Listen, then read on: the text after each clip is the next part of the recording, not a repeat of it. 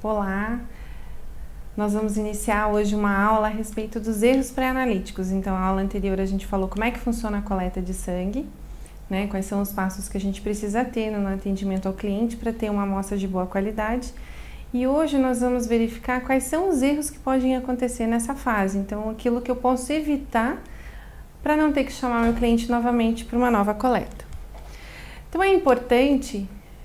no início, né, um laboratório quer controlar quantas vezes ele chama o cliente novamente, quais são os erros que ele tem, estabelecer metas, estabelecer um controle desses dados para poder atuar efetivamente em cima dos problemas e resolvê-los para cativar esse cliente, para que ele veja que a gente está tendo uma evolução, que cada vez mais a gente se preocupa com o bem-estar dele e a gente não quer que ele não tenha o exame na data prometida. Então vamos começar com o primeiro erro pré-analítico, que seria o material coagulado. O material coagulado, ele vem da formação do coágulo. Então, quando eu pico meu paciente, inicia-se a cascata de coagulação, e essa cascata de coagulação tem como produto final esse coágulo. Quais são os motivos que eu tenho para causar o coágulo? Então, a desproporção sangue-anticoagulante. Nós vimos que na aula anterior que cada tubo de coleta de sangue tem um volume específico, tem um aditivo dentro do tubo. Se eu não respeitar esse aditivo, eu posso ter o material coagulado. Como assim? Um tubo que tem anticoagulante para 2 ml de sangue. Se eu coloco dentro do tubo 3 ml de sangue, obviamente eu tenho mais sangue do que anticoagulante, mesmo que eu homogenize, esse material com certeza vai coagular. Então, nas coletas com seringa, que a gente chama de coletas abertas, é muito frequentemente o pessoal não respeitar essa proporção de sangue anticoagulante. Uma coleta lenta com seringa seria o outro motivo. Então, estou no meu processo de coleta. Numa coleta com seringa, eu não posso puxar esse êmbolo muito lentamente, de forma a levar muito tempo coletando esse material. Porque quando eu pico, eu já iniciei a coagulação, então essa coleta muito lenta, eventualmente, vai causar a formação do coágulo. Ainda na coleta com seringa, fiz toda a minha coleta. Se eu deixo parada, vou colocar o curativo, vou atender meu paciente para depois fazer a transferência desse material, eu também vou ter o material coagulando dentro da seringa. Não ficar procurando a veia do paciente, aquele movimento de busca que vai e vem, acho que tá aqui, não tá, posiciono de novo, reposiciono. Toda vez que eu faço esse movimento de vai e vem com a agulha, eu estou lesionando o vaso do meu paciente. O meu organismo entende que aquilo é uma lesão que pode vir a prejudicar, ele acelera esse processo de coagulação. Quando eu efetivamente acertei o vaso, eu já posso ter um microcoágulo na ponta da agulha. Então, eu fico feliz, acertei o vaso, puxei todo o material, faço toda a transferência. Aparentemente o material não coagulou, mas no trajeto da unidade de coleta até a realização do exame, aquele microcoágulo vai aderir mais plaquetas, vai fazer um coágulo maior e eu não vou conseguir processar o meu exame. E a última questão é a homogeneização dos tubos, que a gente viu já anteriormente, que eu preciso fazer a homogeneização de todos os tubos com inversão completa em movimentos desta forma. O aditivo do tubo, como ele está na parede, ele não tem o poder de sozinho fazer com que o sangue anticoagule, por exemplo, dentro daquele tubo. Eu não posso deixar ele parado porque ele certamente vai coagular. Eu preciso misturar aquele sangue com o aditivo que está desde o início até o final do tubo.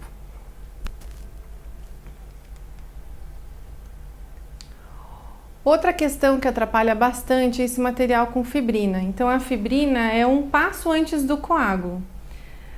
Onde forma-se fibrina? Então, eu tenho a formação de fibrina também nessa questão da desproporção sangue-ativador ou ativador de coágulo. Então, é quando eu preciso que o meu material realmente coagule. E ele não coagula por completo, porque eu tenho mais ativador de coágulo na parede do tubo do que sangue. Então, ele pode formar esses pequenos filamentos vermelhos, ou eu posso ter uma massa gelatinosa. Então, às vezes, as pessoas que utilizam esses tubos contendo gel separador, elas acham que essa massa gelatinosa é um gel que não separou e que ficou aderido na parede, quando na verdade é a fibrina. Então, no processo todo de coagulação, ele não chegou até o final do estágio, porque eu pus menos tubo do que aquele tubo poderia ser colocado. Tempo de retração de coágulo. Então, toda pessoa tem um tempo de coagulação. Essa retração do coágulo, ela precisa ser respeitada para evitar a formação de fibrina. Então, eu tenho toda uma cascata, a gente viu na aula anterior qual é o processo de formação dessa fibrina, e a fibrina é um estágio antes. A plaqueta adere, forma o coágulo, eu tenho toda a retração. No momento que eu faço a minha centrifugação, esse coágulo vem todo para baixo, aqui. Ele fica todo no fundo do tubo e eu fico somente com o soro na parte de cima. Se eu não deixo essa retração acontecer por total, eu posso ter ou esse tipo de fibrina ou algo desse gênero. Então, como é que eu sei quando o coágulo retraiu por completo? Quando eu viro o tubo de ponta cabeça e o coágulo não desce. Se eu virar o tubo de ponta cabeça e esse coágulo descer, ele ainda não está totalmente formado. Então, eu tenho que deixar mais um tempo. A questão da homogeneização incorreta da amostra. Então, todos os tubos precisam ser homogeneizados. Os tubos com anticoagulante para evitar que se forme o coágulo e material coagulado, que eu não posso usar material coagulado. E a questão de tubos de soro para que essa coagulação aconteça de uma forma mais rápida para eu não ter a formação de fibrina. Temperatura é outra coisa que interfere muito. Então, normalmente em dias muito frios, né, em locais que não tem climatização ambiente, essa retração do coágulo demora muito. Nós sabemos que a glicose ela precisa ser coletada e o material centrifugado em até 1 hora após essa coleta. Se passar de 1 hora, eu começo a ter pequenos níveis de degradação dessa glicose pelas células vermelhas, o que vai interferir diretamente no resultado desse meu cliente. Então, eu deixo meu tubo parado lá 1 hora. Em dias com 3, 4 graus de temperatura ambiente, ele certamente vai passar mais que 1 hora e o coágulo não vai acontecer. Nesses casos, a gente recomenda colocar o tubo ou em banho-maria ou em termobloco, 1, 2 minutinhos para acelerar esse coágulo, para não passar o tempo de centrifugação, para eu evitar alteração de resultado. Estado clínico do paciente, isso é bem importante. Pessoas que trabalham com coleta em clínicas renais, né, todas as pessoas que fazem hemodiálise, elas têm uma alteração, principalmente no nível de proteínas. Essas proteínas, elas causam uma densidade desse meu sangue diferente e eu posso eventualmente estar tendo esse tipo aqui de fibrina no momento de estar separando. Então é sempre importante sinalizar para a área de produção, né, para a área técnica, que aquele paciente é um paciente renal, porque eu posso colocar no termobloco, eu posso homogeneizar meu tubo, eu posso ter feito a coleta perfeitamente, mas o material não vai separar de forma adequada, vai existir sim a fibrina por causa dessa questão da hemodiálise. E a última situação é a questão de centrifugação. As centrífugas, elas precisam ser ajustadas de acordo com o raio e a força G que precisa ser aplicada no tubo para fazer essa centrifugação. Então, todo fabricante, ele me diz de quanto até quanto de força G eu preciso aplicar para que aquele tubo separe por completo as células vermelhas do soro. Nesse caso, existe uma tabela naquele livro que eu mostrei na outra aula da SBPC, tem a tabela onde mostra a conversão de força G e raio da centrífuga para RPM, que é a rotação por minuto, que normalmente é aquilo que nós utilizamos no dia a dia nas nossas centrífugas. Então, um tubo de gel separador, ele normalmente exige uma força G de 2.000 a 3.000 Gs. Em termos de centrífuga, para transformar em RPM, acaba variando de 2.000 até 3.500 RPM, de acordo com o raio da centrífuga. Se eu não calibro essa minha centrífuga nessa rotação específica e não deixo no mínimo 10 minutos fazendo essa centrifugação, eventualmente essa separação ela acaba não acontecendo de forma total e eu acabo não tendo todas as células vermelhas indo para baixo e acaba ficando com esses filetes atravessados pelo gel e soltos no tubo de sangue. Qual é o risco de eu colocar um material com fibrina dentro de um equipamento? Hoje em dia os equipamentos estão extremamente modernos, a grande maioria deles possuem um detector de fibrina, então quando a probe vem e pipeta, ela bate na fibrina e ela sabe que ele não vai poder usar aquele material, já sinaliza na tela do equipamento, o bioquímico pode ir lá e trabalhar com esse material para que essa fibrina não venha entupir o equipamento. Mas existem equipamentos que não têm esse detector de fibrina e que nesse caso então vai impactar diretamente, vai entupir essa probe desse meu equipamento. Eu paro toda uma rotina, tenho que fazer o desentupimento, tenho que fazer uma limpeza, tenho que fazer uma nova calibração, tenho que passar os controles para ver se ficou tudo ok, para iniciar minha rotina desde aquela amostra que causou o problema por conta da fibrina. Outro motivo que nós temos é a questão de material insuficiente. Então, eventualmente em punções muito difíceis de pacientes normalmente oncológicos, crianças, idosos que nem sempre têm um acesso venoso muito bom, nós podemos ter essa questão do material insuficiente. É quando no momento que eu separo, eu fico com um volume onde aquele meu equipamento não consegue realizar a análise. Então a ideia que normalmente os nossos coletadores têm, que na sua grande maioria são técnicos de enfermagem ou auxiliares de enfermagem, é que se eu coletar 1 ml de sangue total, eu consigo fazer as dosagens bioquímicas, por exemplo, num tubo de gel separador. Só que nós sabemos que no momento que eu centrifugo aquele material, eu vou ter de 40% a 50% no máximo de volume de soro. Então, se eu coleto apenas 1 ml de sangue total, eu vou ter em torno de 500 microlitros, 400 microlitros de soro para poder trabalhar. Dependendo do volume de exames que eu tenha, aquele volume não vai ser suficiente. Todo equipamento ele exige um fundo morto, um volume de fundo morto, para evitar que a probe encoste no gel. Para isso, então, a gente tem pequenas caçapas, o que a gente chama de cup, que nós podemos verter esse material dentro dessa cup, colocar no equipamento para fazer a análise. Mas dependendo da rotina do laboratório, isso não é feito. Como é que a gente trabalha, então, com a questão de volumes insuficientes? Em vez de estar dividindo aqueles 2 ml de sangue que eu coletei, eu coloco tudo num tubo só. Aí eu consigo aproveitar muito mais aquele soro que é produzido do que eu ficar dividindo em vários tubos.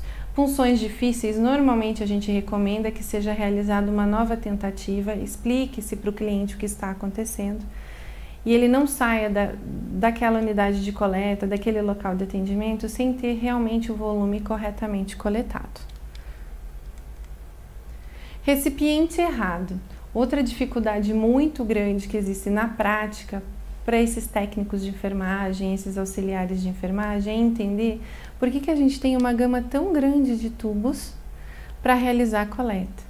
Nem todos os laboratórios utilizam todos esses tubos que eu estou apresentando aqui hoje para vocês, né? A grande maioria acaba utilizando tubos de soro, que são os tubos de tampa amarela ou de tampa vermelha, o tubo de hemograma, que é o tubo com EDTA, para exames de coagulação, o tubo de citrato, e eventualmente a questão da glicose, curvas glicêmicas, lactatos, o tubo de fluoreto de tampa cinza. Mas tem outros laboratórios que têm uma rotina um pouco maior, que realizam exames diferenciados que vão possuir outros tubos.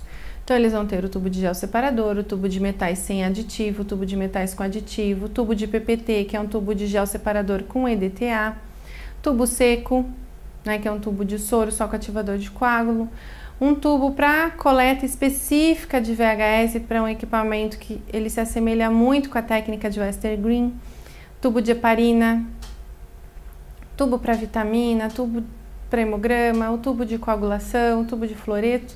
E na cabeça desses técnicos auxiliares de enfermagem fica muito difícil. Eles não são preparados para fazer coleta, eles são preparados para assistência ao paciente diretamente, principalmente em hospitais e unidades básicas de saúde.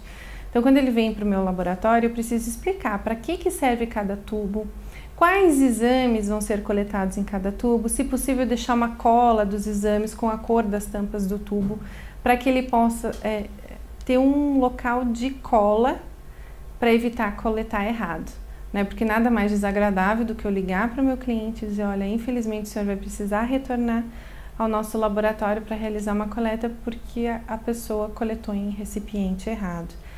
Então, quem utiliza código de barras, nessas etiquetas de código de barras, normalmente já aparece o nome do tubo para facilitar o atendimento, mas tem alguns laboratórios que não possuem esse código de barras, então esse trabalho de conscientização de qual tubo eu vou usar, para qual exame, de ter isso de fácil acesso para o coletador, evita essa questão do recipiente errado.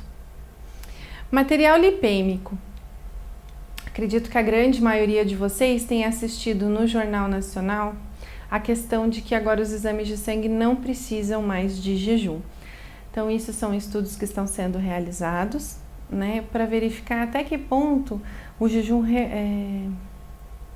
a falta desse jejum interfere ou não nessas análises.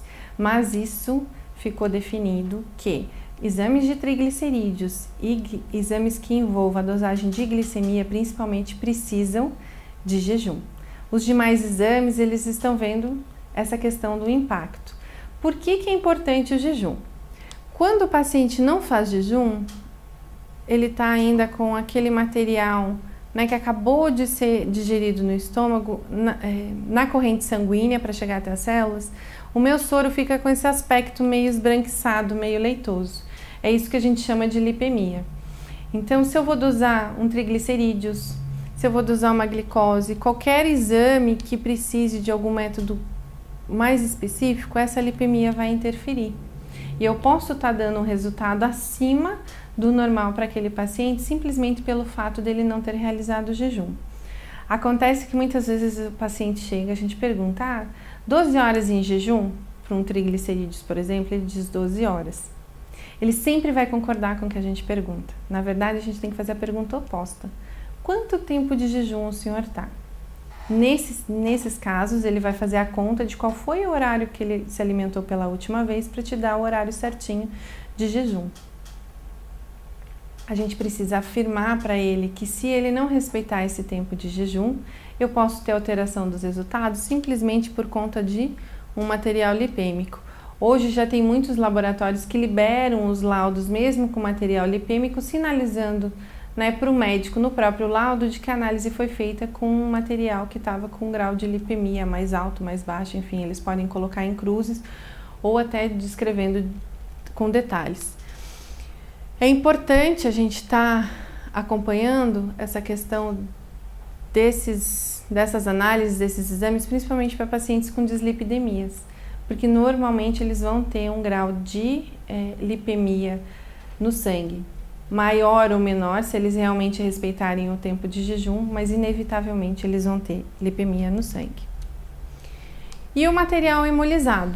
O material hemolizado, ele é caracterizado pela coloração avermelhada do sangue, então a hemólise acontece quando há rompimento da hemácia e de dentro da hemácia é liberada a hemoglobina, que é o pigmento vermelho que dá essa coloração para o soro.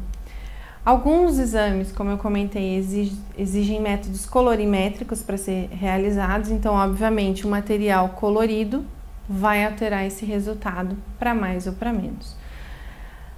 A questão da lipemia é antes da coleta, o cuidado, né, que o paciente precisa fazer o jejum.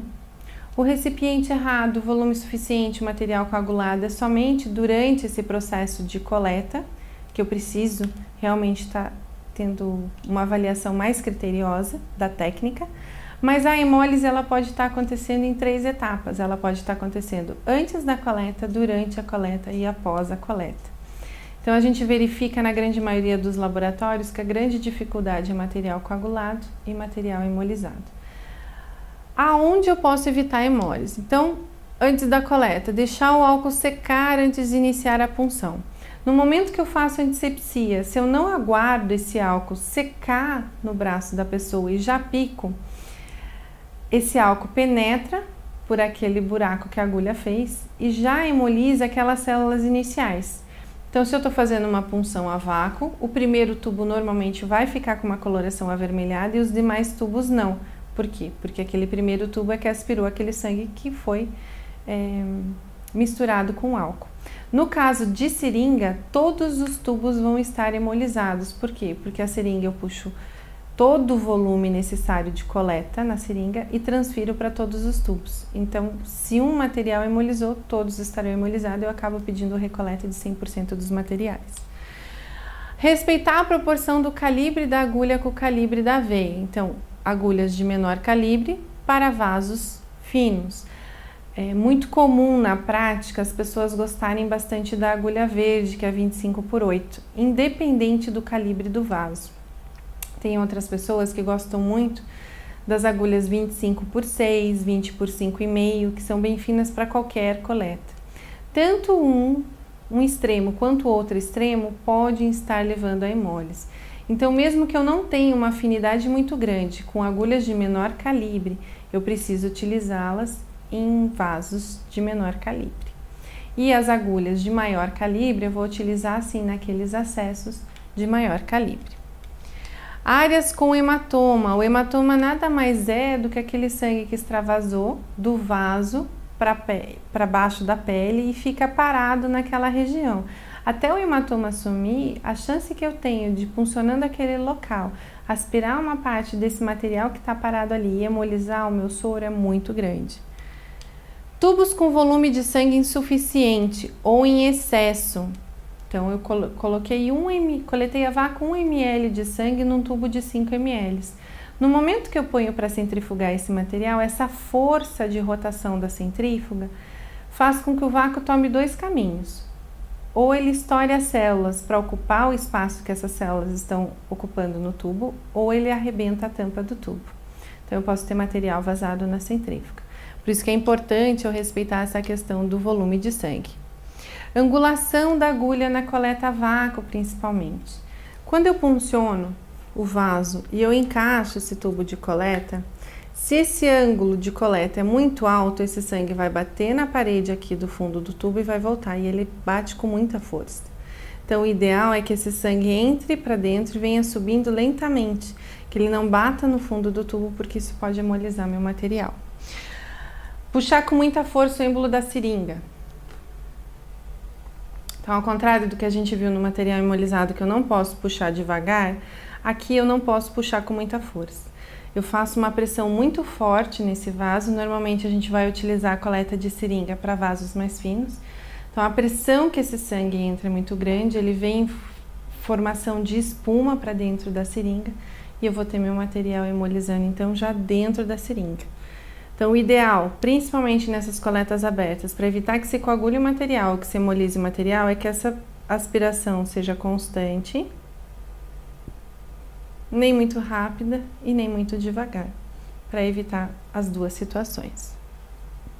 Outra questão com a seringa é o fato de transferir o sangue. Eu não posso espetar a tampa do tubo. Então, fui lá, puncionei, coletei meu material. O que a gente vê na prática, as pessoas, é espetando a tampa do tubo e ainda pressionando esse sangue para entrar. Esse tubo tem vácuo, então quando eu espeto, ele puxa com força esse sangue, que já passou por uma agulha de pequeno calibre, então ele entrou com uma certa dificuldade na seringa e que agora ele está saindo com pressão e com uma maior dificuldade. Então, o grau de hemólise que dá quando eu faço esse tipo de procedimento é muito grande. O ideal é sempre tirar a agulha da seringa e fazer a transferência abrindo o tubo. Então, descartei no descartador de agulhas essa agulha, eu vou fazer a transferência do tubo. Então, eu vou abrir e a gente faz, então, lentamente pela parede para evitar a questão da hemólise. Eu também... Opa! Pode fazer novamente.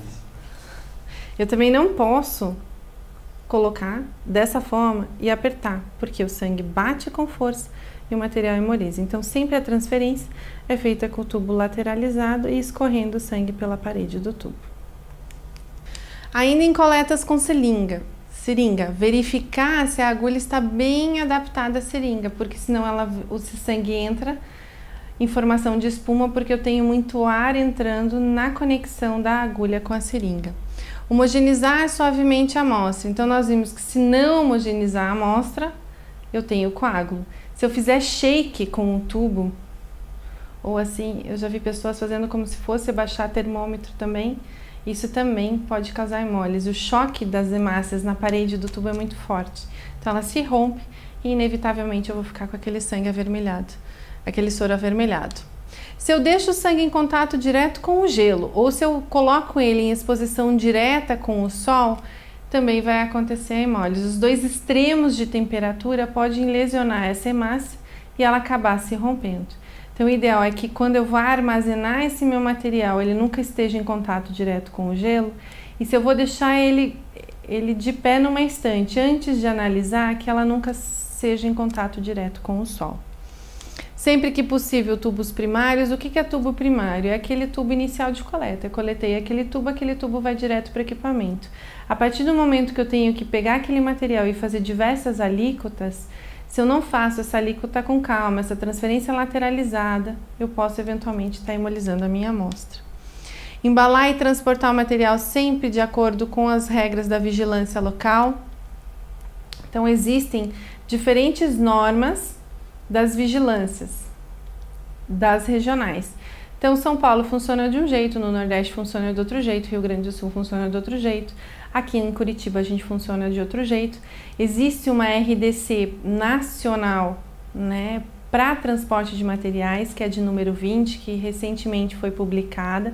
Ela tem uma série de cuidados que a gente precisa ter com esses materiais, mas existem também algumas regras das vigilâncias locais para evitar que esse material seja transportado de forma inadequada, para evitar acidentes e derramamento de material biológico.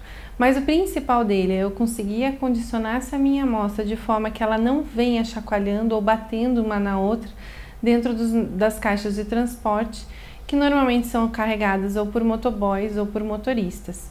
Eles não têm o cuidado que nós temos com a amostra, eles nem sempre entendem qual é o cuidado, né, qual é o impacto que vai ter se essa amostra hemolizar, se esse tubo vazar, para aquela pessoa que veio realizar o exame conosco.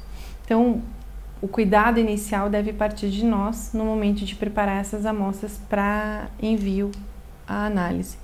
Não centrifugar a amostra antes do término da retração do coágulo. Então, se eu não deixei todo esse material coagular, eventualmente eu posso ter uma hemácia solta no soro e ela pode se romper no momento da centrifugação ou no trajeto até a área de análise e vir a estourar e causar hemólise.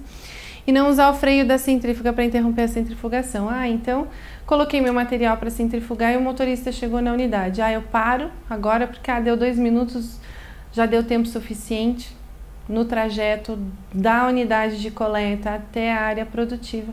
Esse material vai hemolizar também. Então, é muito importante a gente capacitar essa equipe de coleta com todos esses detalhes, ensinando qual é a técnica correta, mostrando quais são os erros, quais são as formas de evitar esses erros, de que forma eu preciso transportar essa minha amostra, deixar as colas, né, de que exame coleta em qual tubo, quais são os cuidados que cada tubo exige, de fácil acesso, para evitar que esses erros venham a acontecer e eu tenha que fazer esse meu paciente retornar. Aos laboratórios que controlam essa fase pré-analítica, né, que tem os seus indicadores, que sabem onde está acontecendo o problema, quem que está com maior dificuldade, menor dificuldade, que realizam treinamentos periódicos com a sua equipe de coleta, acabam melhorando bastante esse indicador e trazendo a satisfação do cliente. É isso, então fica o meu e-mail para contato. Lembrando que se a gente cuida bastante do material na ponta, certamente o meu laudo sai com qualidade, a gente não ganha somente o cliente, mas ganha aquele médico que vai estar avaliando aquele laudo. Obrigada!